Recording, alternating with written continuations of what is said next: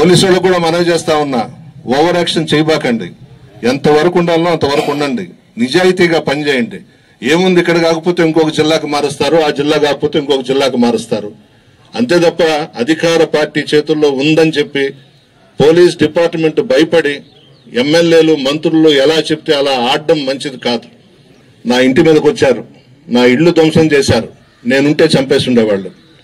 Case ఇచ్చాం, ఎవరో గుర్తు తెలియని వ్యక్తులు వచ్చి నా ఇళ్లు పగలగొట్టారంట. సాక్ష్యాధారాలతో వీడియో ఇచ్చాము, ఎవిడెన్స్ ఇచ్చాము. 17 మంది సీనియర్ నాయకులు తెలుగుదేశం పార్టీ వాళ్ళు నా ఇంటి ముందు ఉన్నారు. అవన్నీ కూడా ఇస్తే అవన్నీ పక్కన పెట్టి గుర్తు తెలియని వ్యక్తులు వచ్చి ప్రసన్న కుమార్ రెడ్డి ఇంటి మీద దాడి చేసి కొట్టారని చెప్పి కేసు రిజిస్టర్ చేయడం జరిగింది. పోలీసులను అడుగుతున్నా, న్యాయమా ఇది? మీరే మీ కళ్ళారా ఆ రోజు రాత్రి 7వ తేదీ రాత్రి, జూలై 7వ తేదీ రాత్రి మీరే చూశారు కదా. నేను నా కొడుకుంటే చంపేసేవాళ్ళు కదా. గంజాయి తీసుకున్నారు, సారాయి దాగున్నారు, మందు కొట్టున్నారు. భగవంతుడు మమ్మల్ని బయటికి పంపించాడు కాబట్టి సరిపోయింది. గుర్తు తెలియని వ్యక్తులు వచ్చి కొట్టారా? న్యాయమా అది?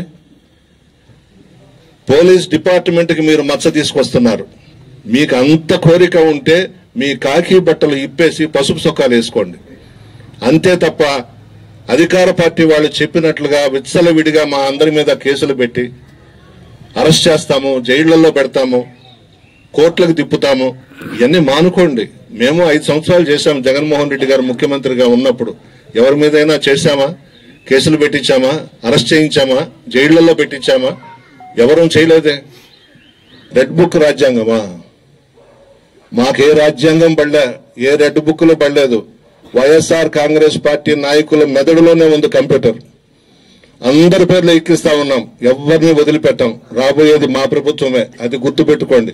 ముఖ్యంగా పోలీస్ డిపార్ట్మెంట్కి మనవి చేస్తా ఉన్నా, నిజాయితీగా చేయండి.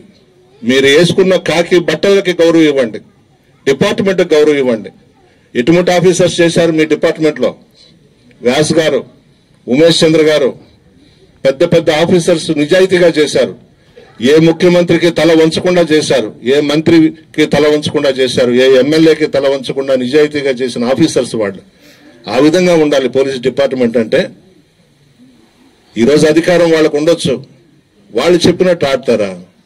ఎందుకు అంత నీచంగా బతకాల్సిన అవసరం ఏముంది పోలీస్ డిపార్ట్మెంట్కి? నిజాయితీగా ఉండండి. ఆ డిపార్ట్మెంట్ లో కూడా నిజాయితీ పరులైనటువంటి ఆఫీసర్స్ కూడా ఉన్నారు, నేను కాదనట్లేదు, వాళ్ళని అభినందిస్తున్నాను.